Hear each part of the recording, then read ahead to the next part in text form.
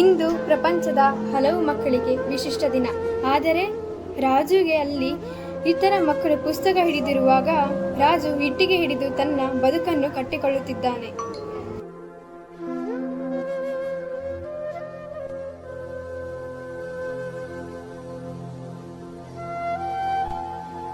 ರಾಜು, ಏನು ಮಾಡುತ್ತಿದ್ಯಾ? ಕೆಲಸ ಮಾಡು. ಕೆಲಸ ಮಾಡಿದ್ರೆ ಹಣ ಸಿಗುತ್ತೆ. ಯೋಚನೆ ಮಾಡಿ ಕೂತ್ಕೊಂಡ್ರೆ ಏನು ಸಿಕ್ಕಲ್ಲ. ಕೆಲಸ ಮಾಡು. ಸಮಯ ಅಂದ್ರೆ ಹಣ. ಹೋಗು. ಹೌದು ಸರ್.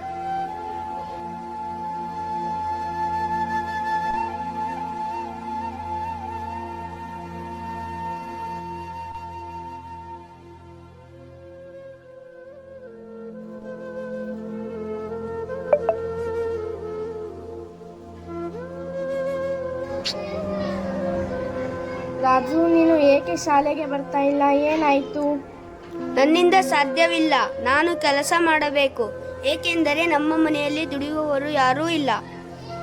ರಾಜು, ಇದು ಸರಿಯಲ್ಲ. ನಾನು ನಮ್ಮ ಮೇಡಮ್ಗೆ ಹೇಳ್ತೀನಿ.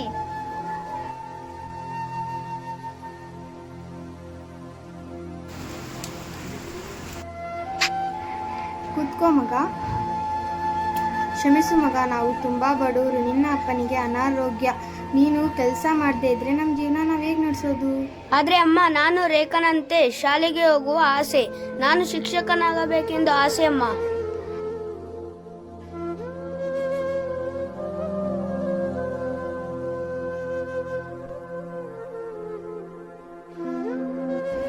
ಯಾಕೆ ಲೇಟು? ರಸ್ತೆಯಲ್ಲಿ ಬರುವಾಗ ನಮ್ಮ ಫ್ರೆಂಡ್ ರಾಜು ಅಲ್ಲಿ ಕೆಲಸ ಮಾಡುತ್ತಿದ್ದ. ಆದ್ದರಿಂದ ನಾವು ಶಾಲೆಗೆ ಬರಲು ತಡವಾಯಿತು. ಯಾವ ರಾಜು? ಅದೇ ಬಹಳ ದಿನದಿಂದ ಸ್ಕೂಲಿಗೆ ಬರ್ತಿಲ್ಲಲ್ಲ, ಅವನಾ? ಹೌದು. ಇದಕ್ಕೆ ಪರಿಹಾರ ಏನು ಇಲ್ವಾ ಮ್ಯಾಮ್? ಮಕ್ಕಳ ಕಾರ್ಮಿಕತೆ ಅಪರಾಧ. ಪ್ರತಿಯೊಬ್ಬ ಮಕ್ಕಳಿಗೂ ಶಿಕ್ಷಣ ಪಡೆಯುವ ಹಕ್ಕಿದೆ.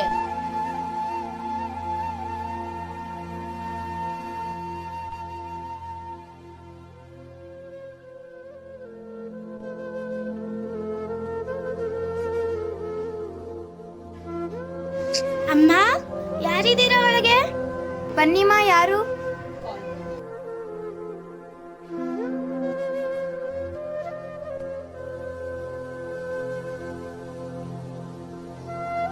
ಏನ್ ಬೇಕಾಗಿತ್ತು? ಅಮ್ಮ, ರಾಜು ಎಲ್ಲಿ? ಸ್ಕೂಲಿಗೆ ಬರ್ತಾ ಇಲ್ಲ. ಕೆಲಸ ಮಾಡ್ತಿದ್ರಂತ ವಿಷಯ ಕೇಳಿ ಬಂತು. ಹಾ, ಮನೆಯಲ್ಲಿ ಅವರಿಗೆ ಹುಷಾರಿಲ್ದಿರೋ ಕಾರಣ ಅವನೇ ದುಡಿಬೇಕೀಗ. ನಮ್ಮ ಜೀವನ ನಾವು ಹೇಗೆ ಸಾಗಿಸ್...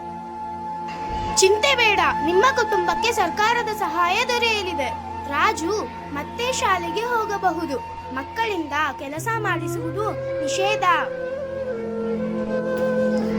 Say no to child labor. Let every child learn, dream and shine.